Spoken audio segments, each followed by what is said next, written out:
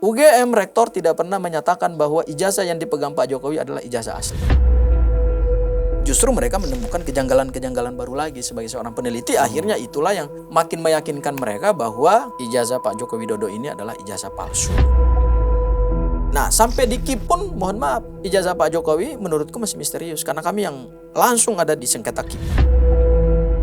Di laporan Pradi Bersatu itu malah Roy dan kawan-kawan itu dianggap menghasut. Dia bilang itu ada orang yang pakai berapa bis itu ke rumah Jokowi, geruduk Jokowi segala macam gitu. Udah ada misi kelihatannya untuk menghancurkan nama baik orang.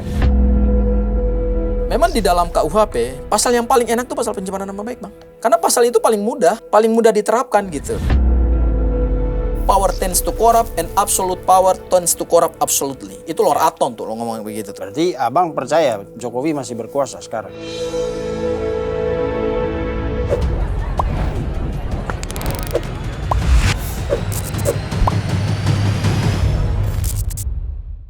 Oke, pemirsa OTT, balik lagi kita ke meja OTT, on the table. Dan sekarang di hadapan saya ada Bang Abdul Gofur Sangaji.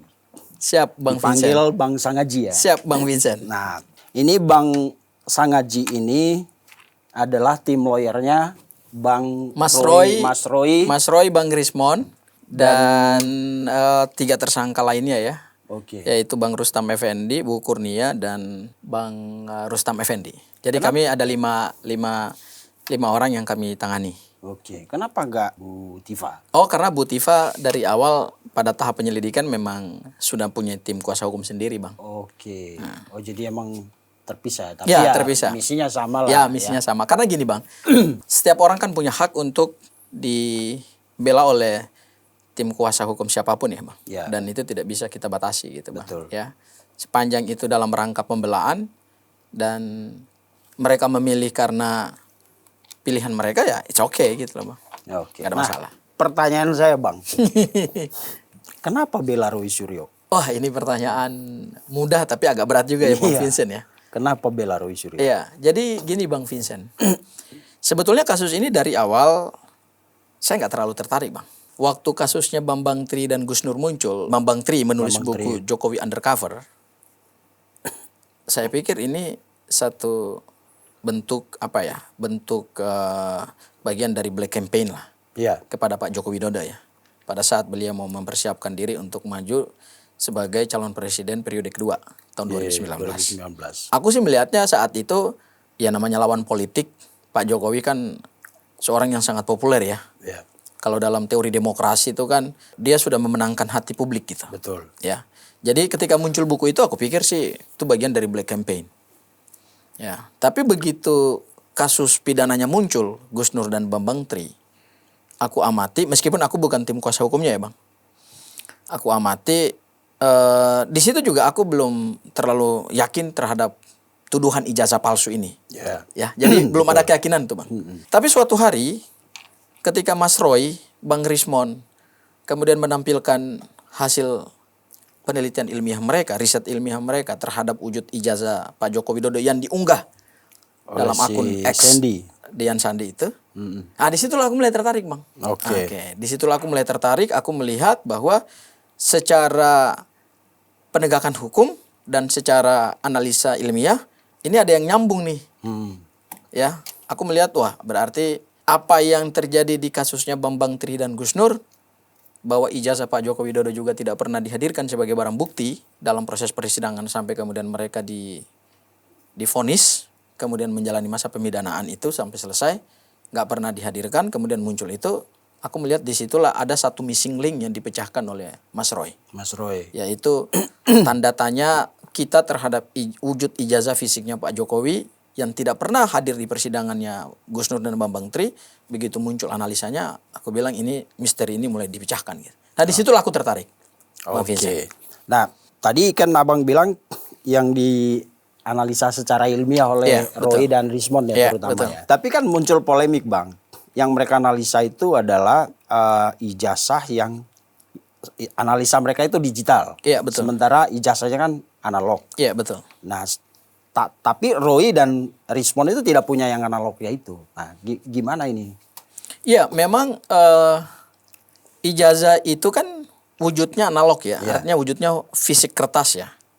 Kemudian yang dianalisa kan yang diunggah oleh Dian Sandi. Di digital. Digital ya. Nah, ada hal yang menarik sebetulnya, yaitu ketika Dian Sandi mengatakan bahwa ini asli, disitulah muncul ketertarikan Mas Roy, Bang Rismon untuk kemudian meneliti.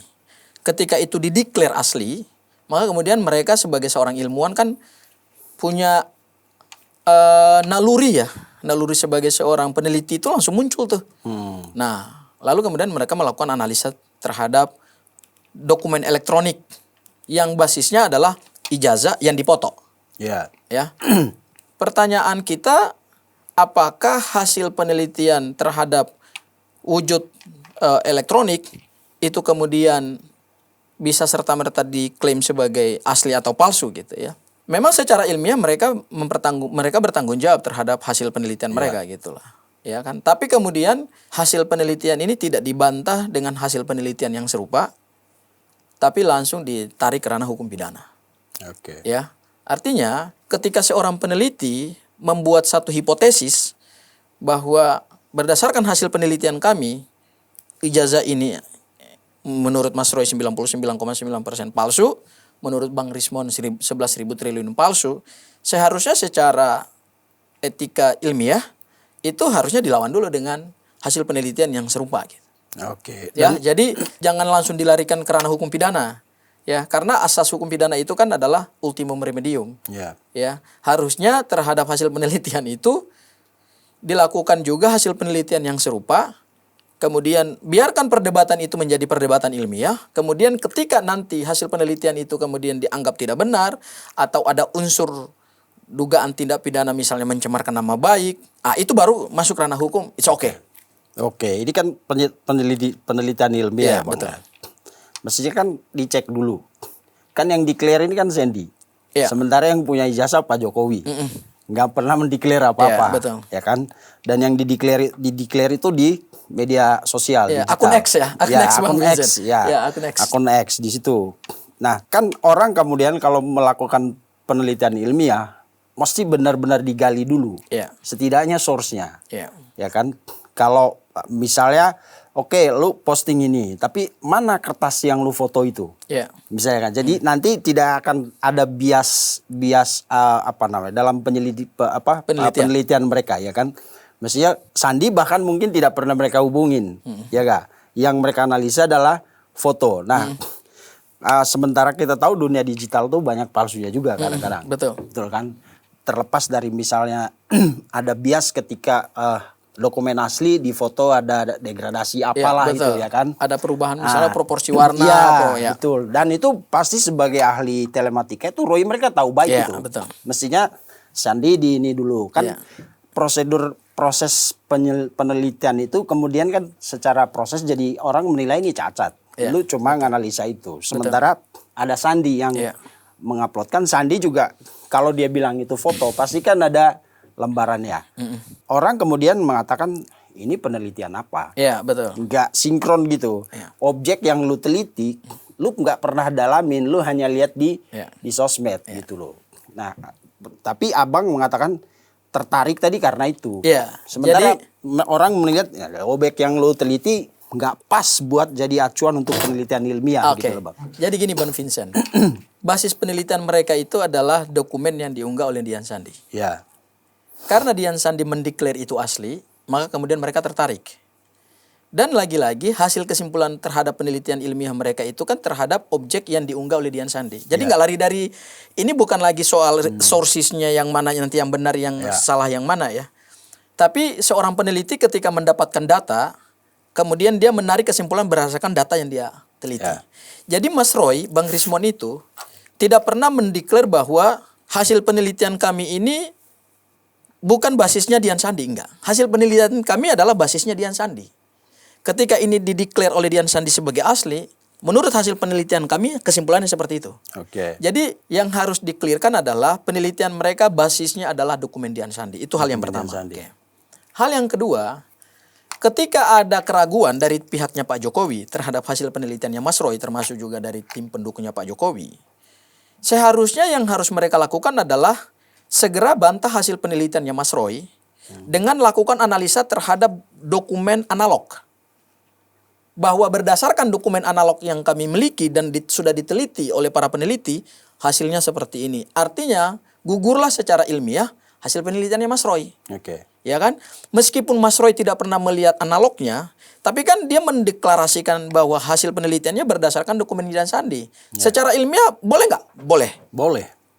Tidak salah. Tidak salah. Karena datanya, dia menarik kesimpulan berdasarkan data yang dia dapat. Dia dapat. Dan dia tidak pernah mengatakan ini hasil penelitian berdasarkan ijazah analognya Pak Joko Widodo. Tidak. Berdasarkan yang diunggah oleh Dian Sandi. Sebetulnya, di dalam ilmu pengetahuan, itu yang disebut dengan tesis. Ya. Harusnya dibuat antitesisnya gitu. Betul. Antitesisnya adalah terhadap dokumen analognya milik Pak Joko Widodo itu. Mungkin Pak Joko Widodo bisa meminta ahli yang lebih independen. Mungkin Pak Joko Widodo bisa membawa itu ke laboratorium yang lebih kredibel, ya kan? Kemudian nanti muncul antitesisnya. Oke. Bahwa berdasarkan penelitian terhadap ijazah analognya Pak Joko Widodo, kesimpulan yang ditarik oleh Mas Roy Bang Rismon itu gugur. Ketika itu gugur, maka antitesisnya ada, kan akan muncul sintesis. Sintesis itulah satu kesimpulan di mana tidak lagi ada perdebatan, dan kemudian setelah itu ya Mas Roy, Bang Rismon, dan Dr. Tipa silakan diproses secara hukum pidana. Oke.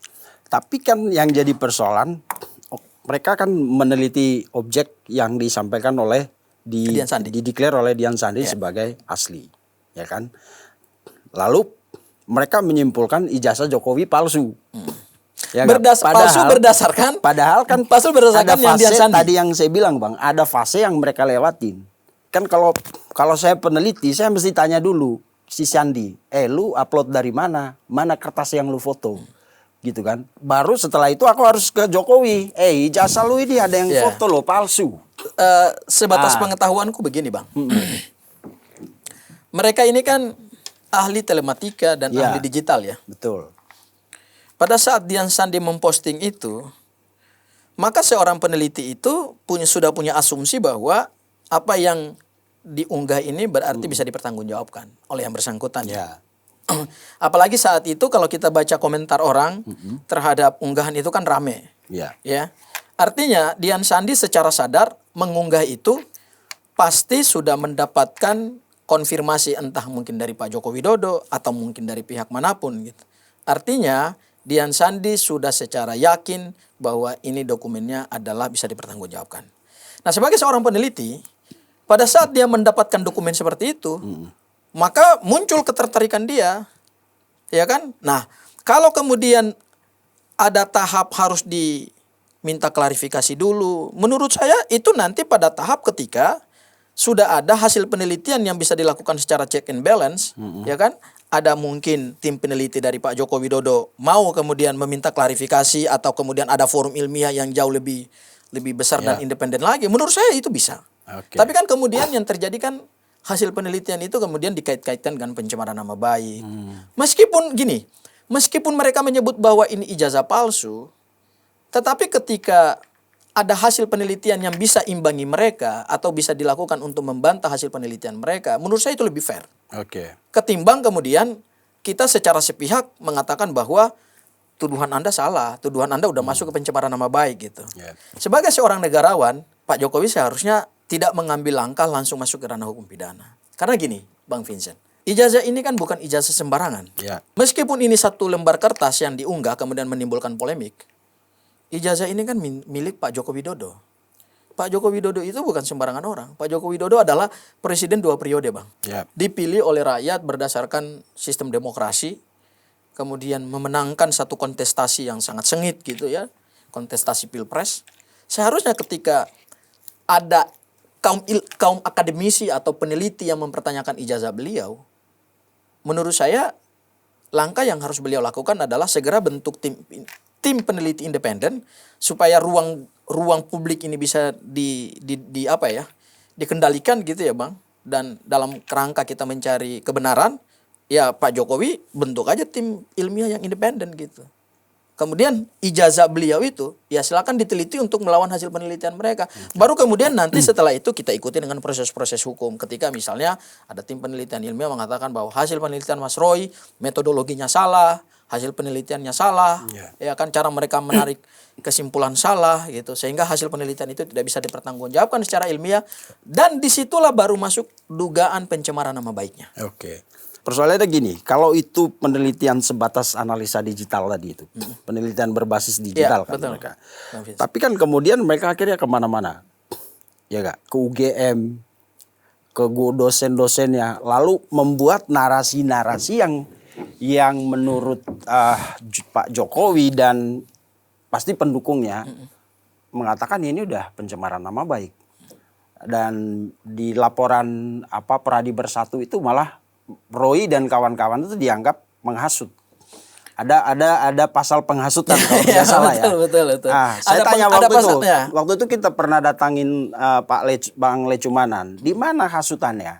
Dia bilang itu ada orang yang pakai berapa bis itu ke rumah Jokowi, geruduk Jokowi segala macam gitu. Yeah. Nah, itu kan kemudian penelitian itu tidak lagi berdiri sendiri sebagai hasil penelitian. Yeah. Tapi udah ada misi kelihatannya untuk menghancurkan nama baik orang gitu. Yeah. Nah, setelah itu barulah Jokowi bergerak gitu. Bahkan saya nggak tahu Ibu Irma Suryani waktu itu sempat ngomong di media atau di mana itu ya. Mengatakan bahwa tadinya dia diam aja. Tapi kelihatannya ini udah ada orkestrasi gitu. Makanya sekarang Pak Jokowi bilang ini ada orang besar dan operasi politik. Jadi ada upaya untuk menghancurkan nama baik dia. Makanya dilaporkan dugaan tindak pidana pencemaran nama baik gitu, Bang. Jadi ada dua hal yang berbeda ya, Bang. Ya. Yang pertama, Mas Roy, Bang Rismon, Dr. Tifa itu bukanlah tim yang melakukan geruduk UGM. Dan juga bukanlah tim yang melakukan geruduk ke rumah Pak Joko Widodo. Tapi kan itu efek dari narasi bahwa itu sudah ada tim yang kita sebut tim, sebenarnya sudah ada tim awal, tim TPUA itu loh, Bang. Tim TPUA itu kan memang mereka lah yang membersamai Gus Nur dan Bambang Tri. Betul. Dan beberapa tim kuasa hukum kan juga gabung di situ, Bang, untuk Gus Nur dan Bambang Tri. Nah, Mas Roy, Dr. Tifa dan Bang Rismon itu sebetulnya mereka mendatangi UGM untuk meminta penjelasan sebenarnya. Betul. Dan itu kedatangan mereka tidak bersama dengan yang melakukan geruduk-geruduk itu. Enggak, kalau bahasanya geruduk-geruduk ya. Meskipun menurut saya itu bukan geruduk-geruduk juga gitu. Ya, itu mungkin agak hiperbola lah bahasanya ya. Jadi Mas Roy, Bang Rismon dan Dr. Tifa itu sebetulnya menyurati secara resmi itu UGM. Bahkan dialog dengan dekan, ya, dengan wakil rektor, ya kan. Mereka meminta klarifikasi sebagai seorang alumni UGM. Ketika mereka mendapatkan satu kesimpulan dari hasil penelitian ilmiah mereka itu, mereka punya tanggung jawab untuk seperti yang tadi Abang bilang gitu. Mungkin mereka belum langsung tanya ke Pak Jokowi, tapi mereka langsung minta klarifikasi ke UGM. Nah, pada saat mereka mengklarifikasi itu, sebatas pengetahuanku nih, Bang, memang tidak ada atau belum ada jawaban yang bisa memberikan satu keyakinan kepada mereka terkait dengan hasil kesimpulan mereka. Jadi begitu mereka mendatangi UGM, bukan jawaban yang meyakinkan mereka yang mereka dapatkan. Justru mereka menemukan kejanggalan-kejanggalan baru lagi sebagai seorang peneliti. Akhirnya itulah yang makin meyakinkan mereka bahwa ijazah Pak Joko Widodo ini adalah ijazah palsu. Itu hal yang pertama. Hal yang kedua, terkait dengan pencemaran nama baik, Bang. Memang di dalam KUHP, pasal yang paling enak itu pasal pencemaran nama baik, Bang. Ya. Karena pasal itu paling mudah diterapkan gitu. Ya, paling mudah diterapkan, paling mudah untuk dilaporkan gitu kan, meskipun dia deliknya delik aduan absolut. Tapi aku mau memberikan satu pemahaman hukum begini. Pasal 310 dan 311 KUHP termasuk 27A Undang-Undang ITE itu kan terkait dengan fitnah dan pencemaran nama baik. Sebetulnya secara pidana material, pencemaran nama baik itu hubungannya dengan harkat dan martabat seseorang sebagai pribadi kodrati. Namanya kalau dalam istilah hukum tuh naturally person. Seorang yang lahir kemudian dilindungi oleh undang-undang martabat dan haknya karena dia adalah ciptaan Tuhan, Tuhan. ya itu harus dilindungi. Nah, serangan itu kan harus berhubungannya dengan martabat, nama baiknya dia gitu. Ketika tuduhan ini terkait dengan tuduhan ijazah palsu, maka kita sebetulnya dari awal harus hati-hati juga gitu ya. Harus hati-hatinya begini. Apakah ketika kita menuduhkan seseorang menggunakan barang palsu lantas itu artinya kita merendahkan seseorang atau mencemarkan nama baik seseorang? Belum tentu. Oke. Secara ilmu hukum nih ya, Ya. secara penafsiran hukum. Saya ambil contoh. Di depan saya nih Bang Vincent menggunakan jam ya. Ya. Katakanlah jam mahal lah, mereknya saya misalnya nggak merek A lah. Yep. Wah, Bang Vincent ternyata pada saat duduk sama aku di OTT itu jamnya jam palsu. Saya mencemarkan nama baik abang nggak? Karena yang saya katakan palsu itu adalah barang. Tapi barang itu melekat sama diri saya sebagai bagian Iya, dari betul. Karena abang menggunakan barang kan. Ya. Tapi barang itu tidak punya martabat. Kalau jam itu terlepas, bisa ya, barang itu terlepas dari personal, ya oke. Ya kalau saya bilang begini. Kalau misalnya Bang Vincent menggunakan jam palsu. Atau Bang Vincent ternyata menggunakan kacamatanya yang ada di depan saya ini. Kacamatanya bukan merek asli misalnya dari merek X gitu. Tapi kacamatanya palsu. iya, kalau itu terbukti palsu, oke.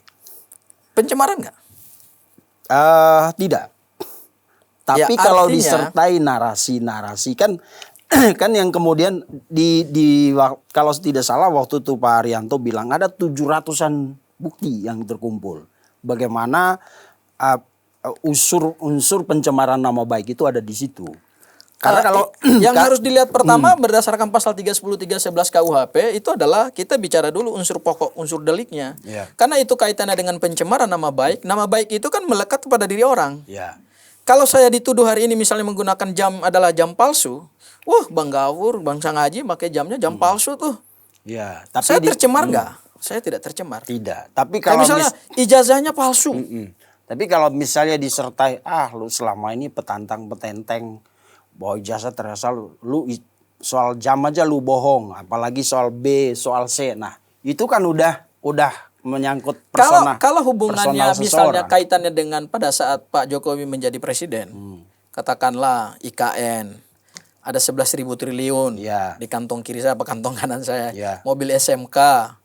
Kalau dikatakan itu bohong dan hubungannya dengan pencemaran tidak, karena Tidak. itu kan kebijakan, Iya. itu policy, itu kan hubungannya dengan pada saat dia berkuasa sebagai presiden, ya, itu nggak ada hubungannya dengan martabat dia sebagai seorang Pak Joko Widodo. Iya. Jadi kalau ijazah palsu dituduhkan kemudian dikait-kaitkan karena ditarik-tarik dengan adanya tuduhan Pak Joko Widodo memimpin Republik Indonesia banyak melakukan pembohongan, itu dua hal yang berbeda lagi. Ya, lebih ke personal misalnya. Ternyata dia nggak KKN, ini orang ini pembohong dan lain-lain gitu. Lalu kemudian muncul UGM yang mengatakan bahwa enggak.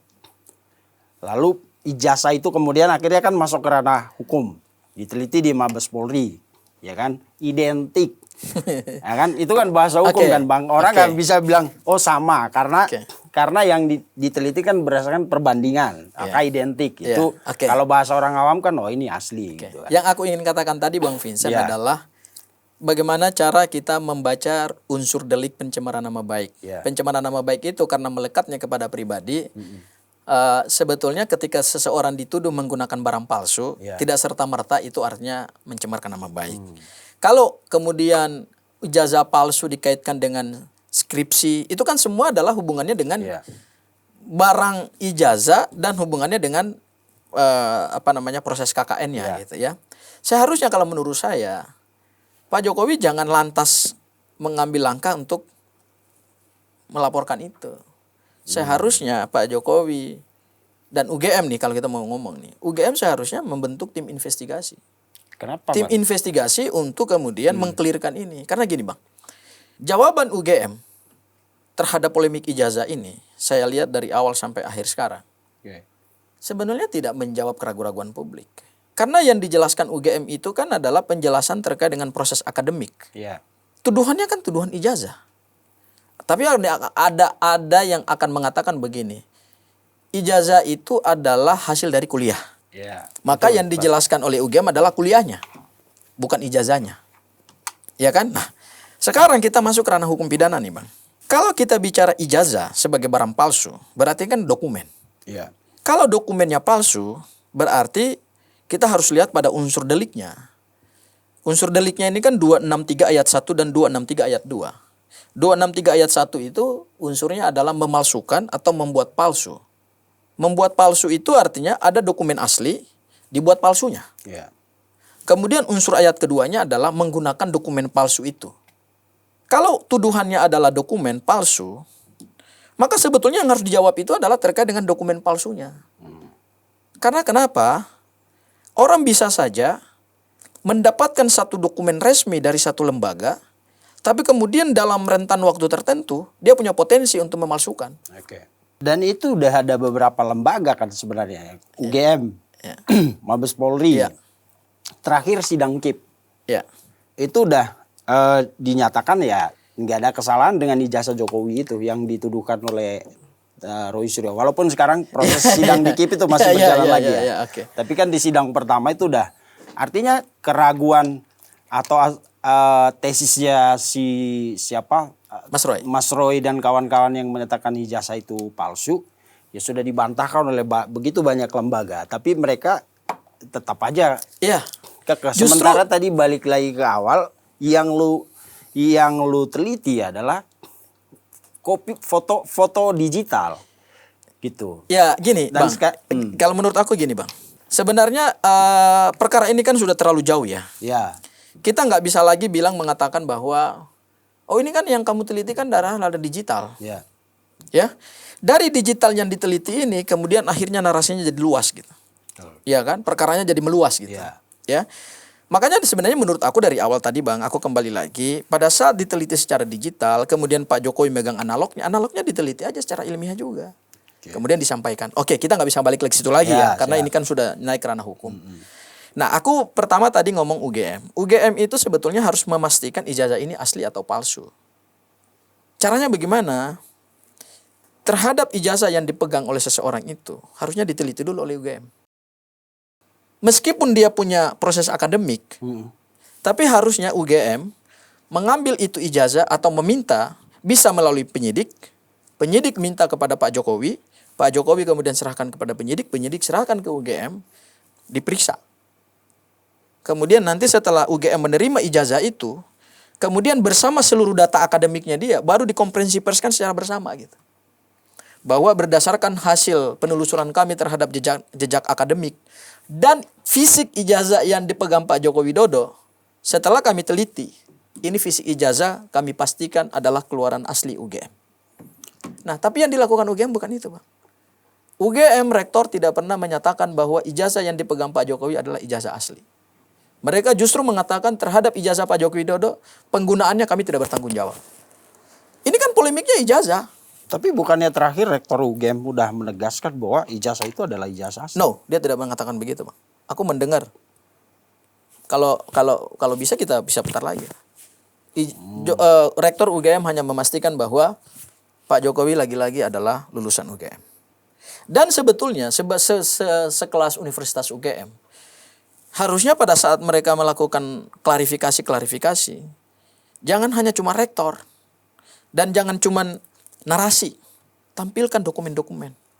Katakanlah mereka nanti mengatakan bahwa oh dokumennya disita oleh Polda Metro Jaya. Tapi kan ada yang tertinggal di situ. Apa iya dokumen itu diserahkan ke sana tanpa ada pertinggalnya? Kenapa? Karena itu kalau dijadikan sebagai barang bukti, suatu hari kan bisa dimusnahkan. Berdasarkan putusan pengadilan. Bisa. Berdasarkan pasal 46 KUHP, barang bukti itu kan berdasarkan nanti ketika perkara naik ke persidangan, bisa kemungkinannya adalah dikembalikan kepada yang memiliki barang bukti itu, di mana barang bukti itu disita. Kemudian yang kedua kan bisa dimusnahkan. Oke. Mungkin UGM juga ragu, Bang, karena ijazah itu kan termasuk informasi privat kan. Ya sekarang begini, Bang. Ini Dan polemik ijazah ini ijazah Pak Jokowi, Presiden Republik Indonesia. Dan siapapun Seharusnya UGM, Bang, menurutku UGM sebagai universitas yang punya nama dan melahirkan banyak sekali tokoh-tokoh nasional, seharusnya tidak boleh menutup diri Karena ini polemiknya polemik seorang ijazah mantan presiden loh. Iya. Kalau ijazah aku sih nggak ada masalah. Atau ijazahnya Bang Vincent, atau ijazahnya mungkin kalau sekelas menteri, sekelas gubernur, anggota DPR. Tapi ini kan ini presiden. Nah, Iya. dalam konteks ijazah presiden itulah seharusnya UGM jauh lebih prudent dan harus jauh lebih meyakinkan kepada publik. Oke, tapi bukannya kan ini kan udah masuk di ranah hukum, Bang. Oke, Semua orang. aku jawab lagi yang soal Bareskrim ya, Bang. Bareskrim. Oke. Kalau yang di Bareskrim, sebetulnya aku pernah mengkritik kok. Yang dilakukan Bareskrim Polri itu melanggar hukum acara. Itu kan tahapannya Dumas ya, aduan masyarakat, Ya. belum LP, ya kan? Kemudian untuk menghentikan aduan masyarakat itu pada tahap penyelidikan, basis mereka salah satu yang paling utama kan adalah laboratorium forensik. Yap. Laboratorium forensik itu mereka meriksa dokumen pembanding. Betul. Kemudian keluar identik. Ada 2 pelanggaran di situ, Bang.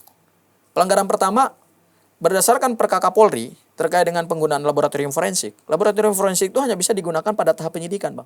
Penyidikan. Instrumen itu tidak bisa digunakan pada tahap yang bukan penyidikan. Harus digunakan pada tahap penyidikan. Itu clear itu. Kenapa nggak buat apa namanya? Itu aturan mereka. Itu aturan yang dibuat Polri. Oke. Bahwa laboratorium forensik itu hanya bisa digunakan pada tahap penyidikan. Nah, kalau pada tahap penyelidikan itu digunakan, ya berarti sebetulnya Polri ingin mengunci laporan Pak Jokowi terhadap Pak Joko Widodo supaya tidak dilakukan upaya hukum. Karena kalau dinaikkan pada tahap penyidikan kemudian dihentikan, orang yang melapor itu bisa melakukan pra peradilan berdasarkan pasal 77 KUHP, Bang. Oke. Nah, kan ada kesalahan prosedural itu. Ya, menurut itu ada Anda. kesalahan prosedural. Ada cara. Ya. Kenapa bukan timnya Roy aja yang bikin pra peradilan? Ya karena tahap penyelidikan nggak bisa, Bang. Kalau penghentian penyelidikan tidak bisa digugat, Bang. Oke. Ya, tidak bisa dimohonkan. Tapi itu masuk di unsur pembelaan nanti di pengadilan. Beda, Bang. Itu kan karena kan ini LP Karena kan yang gini, di LP yang ya. di Bareskrim Kemudian dioper ke Polda gitu. akan berbeda dengan LP yang di Polda, Bang. Oke. Jadi hasil yang di Bareskrim tidak bisa digunakan untuk yang di Polda. Dan kita pun tidak bisa melakukan pembelaan terhadap Mas Roy berdasarkan hasil yang di Polda. Oke. Tapi kan ada yang mengatakan begini nih, Bang Vincent ya. Berarti Mas Roy dan teman-teman nggak percaya dong sama lembaga-lembaga negara nih. Yes. Ya kan? Betul. Oke, gini Bang, aku mau bilang. Dalam kehidupan kita berbangsa dan bernegara, karena ini menyangkut orang besar, tentu kebenaran itu tidak secara mutlak kita percaya begitu saja, Bang. Ya. Kan ada adagium dalam negara demokrasi. Power tends to corrupt and absolute power tends to corrupt absolutely. Itu Lord Acton tuh lo ngomong begitu tuh, Bang. Ya, dan itu kita pegang betul dalam studi-studi pemerintahan, studi-studi kenegaraan, studi-studi demokrasi. Artinya kekuasaan itu punya kecenderungan juga untuk korup. Berarti Abang percaya Jokowi masih berkuasa sekarang gitu? Bukan Kan saya dia bukan saya mengatakan Jokowi berkuasa, Bang. Tapi lembaga-lembaga ini punya potensi juga untuk melakukan kesalahan. Karena kebenaran absolut itu tidak bisa ditempelkan pada lembaga-lembaga negara. Negara itu bukanlah entitas yang memonopoli kebenaran absolut. Ya, betul. Bang Vincent pasti tahu itu. Ya, tapi kan gini Bang, apa untungnya Mabes kalau harus, kan kesannya hasil proses mereka itu seolah-olah cenderung membela Jokowi, membenarkan Jokowi. Ya, Kan? dari hukum acaranya aja mereka udah salah, Bang. Iya, maksudnya kalau tadi Abang bilang power tends to corrupt, ya Jokowi udah nggak berkuasa gitu. Secara formal. Ini gini, Bang. Ini mantan presiden yang pernah berkuasa 10 tahun. Ya, Ya kan, Bang ya? betul.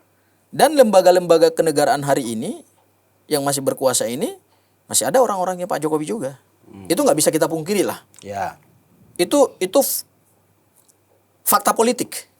Berarti Abang mau bilang orang-orang yang sekarang itu lebih patuh kepada Jokowi ketimbang Prabowo. Oh, saya tidak mengatakan patuh. itu bahasanya Bang Vincent. Enggak, Kesimpulan sederhananya kan gitu, Bang. Enggak begitu. Yang ingin saya bangun, sedemikian patuhnya mereka yang ingin sama. saya bangun adalah, yang ingin saya katakan adalah dalam suatu kekuasaan, Ya. kita masyarakat, warga negara, civil society itu nggak bisa percaya secara mutlak terhadap Tapi kan kebenaran itu, mutlak. Ketika ada indikasi, Yes. kan banyak indikasi nih, Apa indikasi misalnya? ketimpangan, ada banyak indikasi ketidakjujuran, ada indikasi ketidakbenaran, banyak sekali indikasinya, Bang. Contohnya, Bang? Ya, contoh tadi saya bilang, ketika UGM memberikan klarifikasi tapi tidak pernah memastikan ijazah Pak Joko Widodo asli. Itu satu. Karena itu lembaga publik soalnya. Rektor UGM itu, ya kan, itu kan berdasarkan ada apa namanya? Ada ininya pemerintah di situ juga kan. Ya kan, mereka kan dapat anggarannya kan dari APBN. Betul. Ya kan? Nah, Tapi kan sekarang Prabowo, Bang, bukan oh Jokowi iya. lagi. Iya, pada saat itu. Iya. Dan saat sekarang kan juga masih berlangsung juga, Bang. Iya. Ya kan? Hal yang kedua, hasil Baris Krim Polri, laboratorium Baris Krim Polri, laboratorium forensiknya. Itu ternyata setelah kami periksa berdasarkan perpol yang mereka buat, perkapolri yang mereka buat, itu ternyata juga cacat prosedural. Cacat prosedural. Cacat prosedural. Sayangnya cacat proseduralnya Baris Krim Polri itu nggak bisa di-challenge di pra-peradilan. Oke. Karena tidak masuk objeknya gitu loh. Wah. Kayak Nah, gitu. itu kita selesai lah, Bang, ya. Yang dikip juga, Bang. Yang dikip. Yang dikip. Nah, Ya, yang dikip. Yang dikip. Saya kebetulan juga salah satu anggota tim kuasa hukum Dikip juga, Ya, Bang. Dikip. Aku lihat kemarin. Ya, betul, Bang. Dikip itu KPU tidak pernah melakukan verifikasi dan validasi atau autentikasi terhadap ijazah asli Pak Joko Widodo. Oke. Kan Itu fakta loh. kan itu undang-undang kan, Bang, yang sekarang diperjuangkan oleh Bonatua Silalahi. Ya. Untuk kalau bisa KPU itu melakukan verifikasi Iya, faktual. iya. Selama ini kan tidak. Ya. Itu udah berjalan. Ya. Dan sidang itu memutuskan nggak ada persoalan sama ijazah Jokowi kan. Walaupun sekarang Sidang yang mana nih, Bang? Kip. Oh, bukan persoalkan dengan ijazah Pak Jokowi. Iya. Sebetulnya gini, Bang, sengketa informasi publik di Dikip itu adalah terkait kita bisa nggak mendapatkan akses terhadap ijazah Pak Jokowi. Iya, artinya kan ijazah itu informasi publik atau privat kan. Iya, betul, Bang. Menurut Pak aku baca kemarin, dan ijazah itu ternyata tidak termasuk, Bang, karena di dalamnya itu banyak sekali informasi. Oh, gini, kenapa dibuat tidak sebagai informasi publik? Karena peraturan KPU sendiri. Itu di undang-undang Enggak. Keterbukaan informasi Keterbukaan informasi sama publik tuh- perlindungan data pribadi, Bang. Enggak gini, kalau kita menggunakan undang-undang PDP, undang-undang perlindungan data pribadi, sebetulnya undang-undang perlindungan data pribadi itu adalah melindungi semua data warga negara. Ya, Ya. betul. Tapi ketika kita masuk kepada keterbukaan informasi publik, itu lex spesialis terhadap informasi publik yang bisa didapatkan atau tidak oleh masyarakat. Itu lex spesialis. Ya. Ya. Nah, yang diatur di undang-undang data pribadi itu ada dokumen yang sifatnya umum dan sifatnya khusus. Khusus. Kalau yang sifatnya umum tuh seperti nama, tanggal lahir, ya kan, Bang? Ya. Alamat dan seterusnya. Kalau yang sifatnya khusus itu seperti data biometrik, Ya. data kesehatan, data transaksi keuangan, anggota keluarga, laporan harta kekayaan gitu, Betul. ya. Data-data itu kemudian kalau kita kaitkan dengan lex spesialis dalam Undang-Undang 14 2008 tentang keterbukaan informasi publik, ternyata di pasal 18 ayat 2 huruf B ya, disebutkan bahwa data-data pribadi tadi yang dilindungi oleh Undang-Undang Data Pribadi, begitu masuk ke ranah pasal 18 ayat 2, disinilah dikecualikan. Ketika data pribadi tadi digunakan untuk kepentingan mendapatkan jabatan publik, maka publik boleh dan wajib mengaksesnya. Kenapa? Karena ini kaitannya dengan jabatan. Betul. Kalau datanya Bang Vincent, datanya aku, ya buat apa? Tetap akan dilindungi oleh Undang-Undang Data Pribadi. Tidak akan diakses oleh publik. Tapi begitu dia masuk ke ranah penggunaan data pribadi untuk mendapatkan jabatan publik seperti calon, seperti presiden, gubernur, ya wali kota, anggota DPR, maka publik boleh karena ini jabatannya jabatan publik. Dan itu kan dalam proses menuju ke sana, Bang. Hah? Menuju kayak ada suksesi bupati, pemilihan legislatif, itu memang boleh diakses. Tapi kan ini udah enggak. Kan karena di undang-undang keterbukaan informasi pasal 18 tadi kan dalam proses menjadi pejabat publik, ya kan? Tidak disebutkan begitu, Bang. Ya, Jadi artinya informasi publik itu gini, Bang. Informasi publik itu tidak terbatas pada saat orang ini mau menjabat. Kapan saja bisa dimintakan. Ya. Tidak terbatas pada saat kalau sudah selesai menjabat nggak bisa diminta lagi, nggak begitu, Bang. Undang-undang tidak mengaturnya begitu. Undang-undang hanya mengatur bahwa terhadap data-data pribadi seseorang yang digunakan untuk mendapatkan jabatan itu bisa diakses publik dan dikecualikan dalam undang-undang ini. Nah, artinya apa? Kalau data-data yang sifatnya, kalau data-data pribadi tadi kita ambil ya, ini undang-undang PDP. Undang-undang PDP kita larikan ke undang-undang keterbukaan informasi publik. Ini dua undang-undang yang berbeda. Ya. Levelnya sama undang-undang dengan undang-undang. Tapi begitu kita larikan ke hak publik untuk mendapatkan informasi itu, berarti Undang-Undang 14 2008 itu bersifat lex specialis. Oke. Tidak bisa lagi kita menggunakan Undang-Undang PDP. Undang-Undang PDP itu kemudian kita ambil bagian tertentu untuk kita analisa dalam Undang-Undang keterbukaan informasi publik terkait dengan data pribadi yang dilindungi.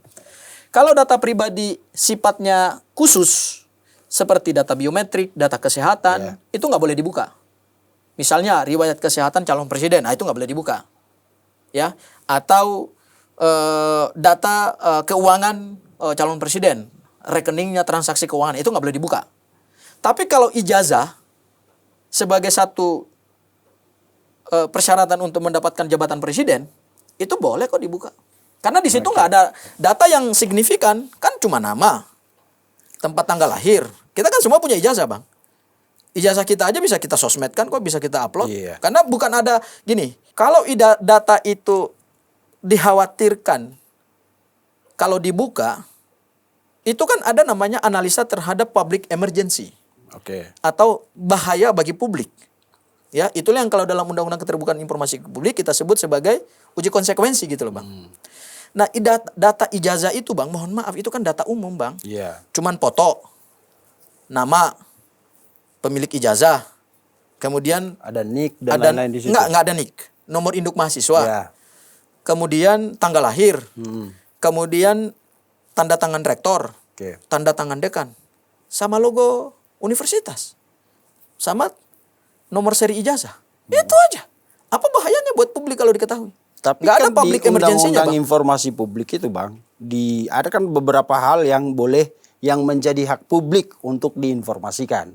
Misalnya lebih ke soal kebijakan dan lain-lain tentang yang ini, itu saya baca tidak ada di situ, Bang. Nggak, karena ini udah masuknya ke data pribadi. Ya. Data pribadi yang konteksnya digunakan untuk mendapatkan jabatan. Kalau di Undang-Undang Keterbukaan Informasi Publik itu begini, Bang, di pasal 17. Ya. Publik itu tidak boleh mendapatkan data-data yang bisa membahayakan. Oke. Contoh, data yang berhubungan dengan data sumber daya alam Indonesia. Nggak boleh dikasih, Bang. Yang membahayakan keamanan dan oke. lain-lain itulah, Bang. Data intelijen, Oke. itu nggak boleh. Data militer, itu nggak boleh. Data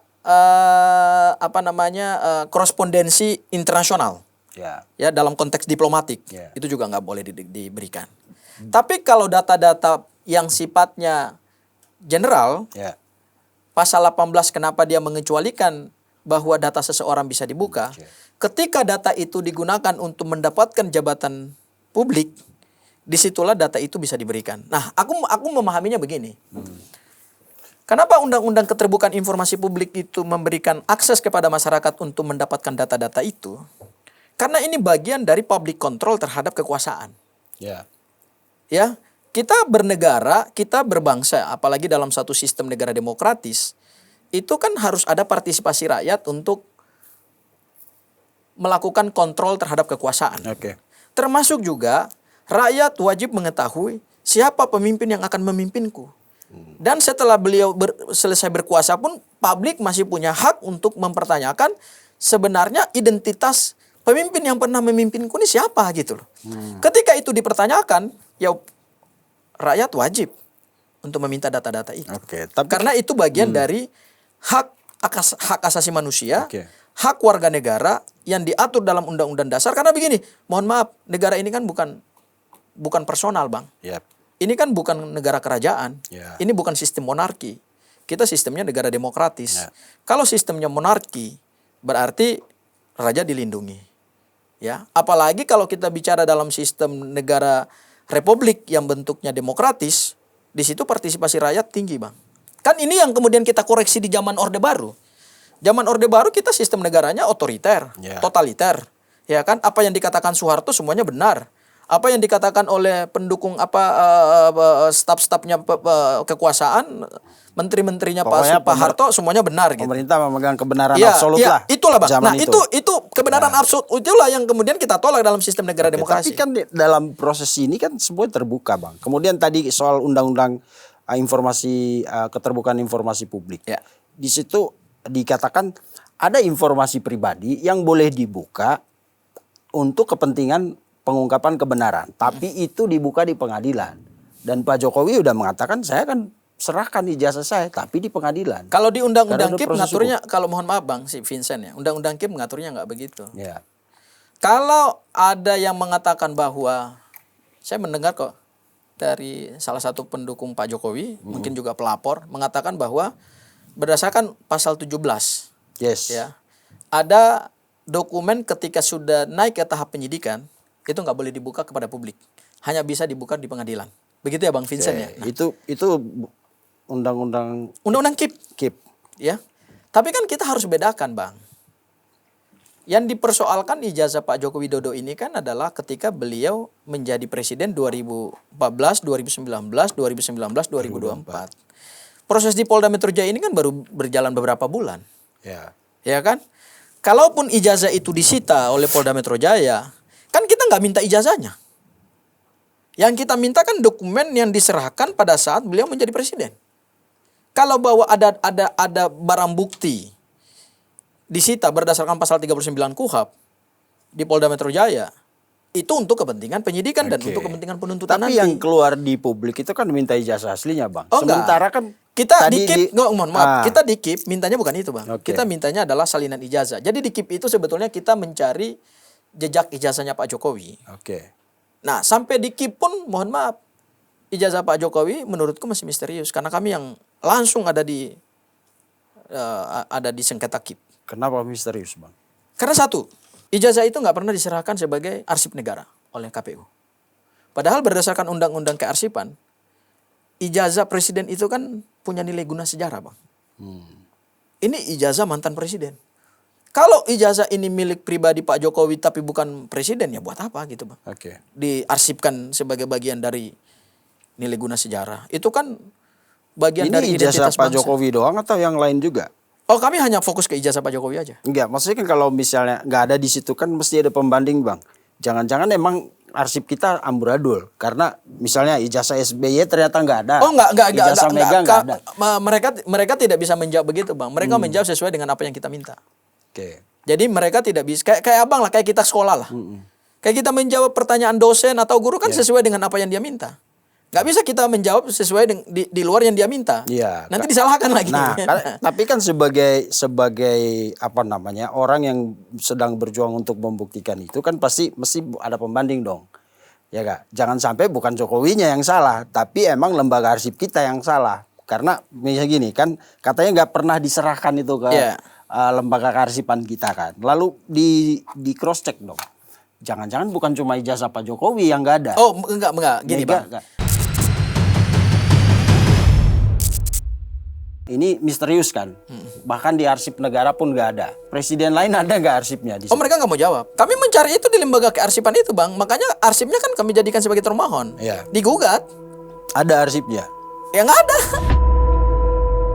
Udahlah, nggak usah ribut gitu loh. Ijazah doang kok ribut gitu loh. Yang bikin ini jadi kemana-mana. Karena tidak ada sikap negarawan dari Pak Jokowi, Pak Jokowi untuk yang menyelesaikan ini. Pak Jokowi yang diam atau Roy Suryo yang selalu ngomong kemana-mana, Bang.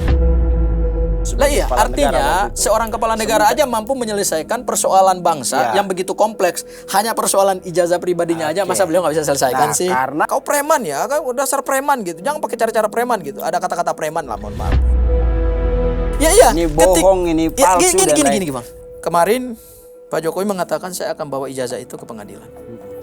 Pertanyaan kami, terus yang disita di Polda ijazah siapa, Bang?